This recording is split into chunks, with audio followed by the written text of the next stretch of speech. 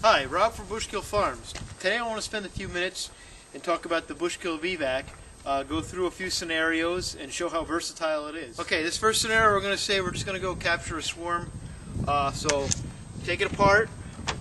We won't need the cutout shim for that. We'll take our super, put our super on the bottom board, and then put our top cover back on. Before I do that, I just want to show there's a little recess in each side that the strap goes in. So once you strap it back together, you don't have to worry about it sliding or not being lined up correctly. So we'll just get this strap down here, line it all up, and crank it down. So there we go. Your bee vac is assembled and ready to suck bees. Okay, next thing we need to do is hook up the suction line. And for this, I recommend just taking out the bottom screw, leave the top screw in there, and just slide the gate out of the way. Take your vacuum hose and insert it. And on the other end of your hose, you have your wand to suck the bees up with. Okay, and the last thing we need to do is hook up the vac or the suction before we can get going. What this vac has right now, this is the integrated vac adapter, which basically allows me to take a blower motor from a shop vac blower motor combination and mount that right on top, and it's a one unit to work with, but it does require specific vacuums. So for this scenario, I just want to show if you are using an external shop vac, your top piece would have a hole like this in place of this adapter, and the hose from your shop vac would go into that hose in your top, and then you're ready to go. You just basically turn on the vac and go suck up your swarm. Okay, so when you have your swarm all sucked up, you leave the vacuum running, and you can pull out your suction hose. As long as the vacuum is running, the bees can't come back out. It'll suck them in, so you don't have to worry about being quick with this or killing bees as you shut the door. You just put the door in place and put your screws back in. You can shut off your vac, and for transporting, you basically remove your vac and your top plate, and now you're good to go. The top is wide open screen that allows good ventilation for the transport home. Okay, let's talk a little bit now about cutoffs. That's mainly what I use my bee vac for, and that's really what I designed it for. I live in a very rural area, and I sometimes travel hours to do cutouts, so making a second trip back to pick up the hive the next day is really not an option. So I want to go there, do the cutout, and leave with all the bees. That's what's nice about with the bee vac. I mean, a lot of guys do removals and don't use bee vacs and cut the brood out and leave the hive there and basically allow them to move into the hive. But that tends not to be an option if you have long travel times. So basically you start with the bottom board, and then I'll take and put an empty super on here. And now if it's a really hot day, I might take a frame or so and spray it with some water and put it in here just to give the bees some water to cool themselves if they need. And the next piece that goes on is what I call the cutout shim. And as you can see, it's number 8 hardware cloth, and it's a slide in there.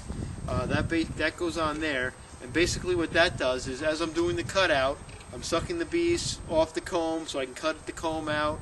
Makes it easier, less bee congestion, and all the bees I suck out end up in the bottom box here, and if you don't use a vac and you just brush them out of the way, they all just keep coming back. So the more bees I can reduce as I'm doing the cutout, the quicker and easier the job goes.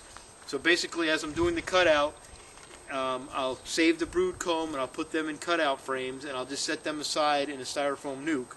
But through the whole removal, I'm sucking up the bees, and they're all ending up in this bottom box. So you can either put the top on now, and later add the brood in. But while I'm at it, I usually just assemble it all at once. I will put the super on top, and I'll usually either leave it full of frames or once again put no frames in, because this top box, no bees will get up into here until you remove the shim. But for this demonstration, I'll just leave the frames in. But normally I we'll be putting the brood frames in the top before we let the bees in. And then your top piece goes on, and once again your strap. Now what's nice, another nice feature of this vac is, if you get a super, usually two boxes is more than enough.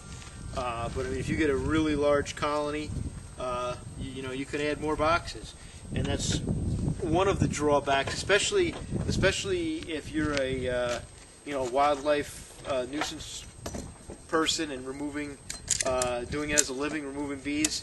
Time is money, and what's nice about this bee vac is once you get it set up, you're doing your cutout, and you're not stopping to go and take the bee vac cage that's full of bees and go and dumping it in a hive and then have to come back and all that stuff. As you're going, it's all going in here, and when you're done, you're leaving, you're not going back. You're going to take the hive, drop it off at your bee yard, and be done with it. You're not going to have to transport the bees and then take them out of the cage and into a hive and spend more of your valuable time. What's nice about this is it's a one-shot deal. So let's put the next would be, and I'm just going to show you the integrated motor version here. The shop vac goes on. We have our hose hooked up that we went through before, and you're good to go. And one of the things I didn't talk about earlier, that I'll talk about now, is suction is very important. A lot of people say, oh, bee vacs kill bees, and it's not the bee vac itself. It's sort of like the saying, guns don't kill people, people kill people. Basically, it's the suction, how fast you suck them in. I'll show in another video. I actually have a plexiglass hive body that will watch simulate the bees coming into the hive and see how the velocity of the air coming from such a small diameter into the big, how the velocity drops right down, and it just basically drops the bees on the bottom board and they can climb out of the way. But the important thing is, and I don't know how well you can see it, but there's a bypass valve up here, a little cover that allows you to regulate the suction coming out of the hose. You want just enough suction that you persuade them with the tool, it'll suck them in. Anything more, and you risk killing them. The other thing we should talk about is vacuum motors and sizes. I have people always ask me, well, can I use a 1-horse, a 2-horse? You can. I've had people that say they're successful with smaller horsepower motors. I've always used, my original one was a 5.5 horse, and I believe this one is now a 6. I've always told people, it's like anything else, the more you can afford, the bigger you get, the better off you'll be in the long run. You can never have too much suction as far as horsepower, because you can always regulate with the bypass valve. If you get down in the 1.5, 2 horse range, if any kind of leaks, you're going to have to duct tape, your hive bodies if the corner's knocked out or something. You have to be very conscious of leaks. With big horsepower vac motor, you don't have to be too concerned with leaks. Also, with the 5.5 horse motor, I've run up to 3 8-foot sections of hose, which is 24 feet. I usually set my bee vac up on the ground, and I can go up the ladder with my hose. No need to take a small vac on your back and go up the ladder and then come down and up and down. I just take the hose up there, hook it to the ladder, and I can go anything more than 24 foot. Sometimes you got to set up scaffolding or whatever, and I just move the bee vac up higher. But with the lower horsepower, you can go less distance with hose, and there's nothing worse than getting in a situation where you're 2 foot short with your current setup and you need to add another section of hose, and your bee vac motor is not powerful enough to handle that. So once again, I recommend the largest horsepower vac that you can afford.